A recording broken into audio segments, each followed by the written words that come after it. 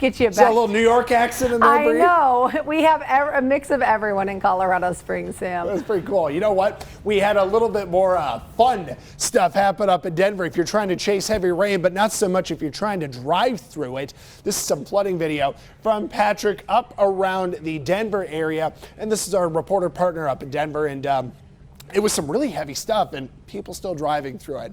Several reasons you want to drive through flood water. You don't want to because it doesn't take much to float a car. It can be anything from like 1 foot of water or a little bit more. It can float a car, drift it away. You don't know what's in that water, and then cars are expensive. Why would you want to risk getting some water up into the engine and make it an expensive day? So it's always best to just go another way. Scattered storms are going to be back today, generally to the south of Highway 50. We'll see more of them in Huerfano and Los Animas counties. Drier trend is kicking in. We're not really shutting monsoon down, we're just sending it west. So the west and central mountains will have a daily rain chance, but I-25 east, we're looking dry through at least Sunday. Sunday there is a chance of rain, but only if this high pressure migrates east a little bit. If it stays where it's at, we're probably going to stay dry through next week. Temperatures are in the 50s right now.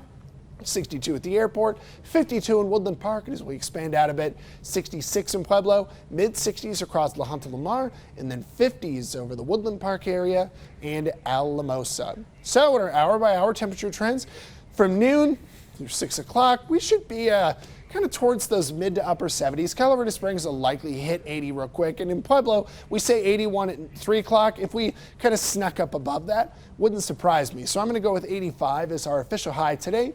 80 in the Springs, plenty of 70s out west, and then tomorrow we take all our numbers and we add a few degrees. Not too bad, but it is a little closer to the normal temperature for this time of year. So hot, but something you can handle. I would say that's the nice thing about Colorado Springs. We still have lows in the 60s. I went back home to the Midwest, and when I left, it was 85 with a 78-degree dew point at 5 a.m. So I was ready to come on back to these nice clean nights in Colorado Springs where the daytime temps are hot, but we can still get a nice cool start, and we are going to be in the 80s on Sunday if that rain chance comes to fruition. Pueblo, 90s, a little toasty Pueblo, but actually the average high temperature is about 92 this time of year. So today and tomorrow we're below it today, just about there tomorrow, and we're hot through the end of the week. But it's August, you know? I'm expecting Pueblo to stay pretty warm even into the first couple weeks of September. Into Canyon City, we're going to be in the 90s through a lot of this week. Dry skies, but over the weekend we could be trying to get a little bit of moisture back. In Woodland Park, 70s coming on back, close to 80 by Friday, and I think we'll have a couple more rain chances through the weekend.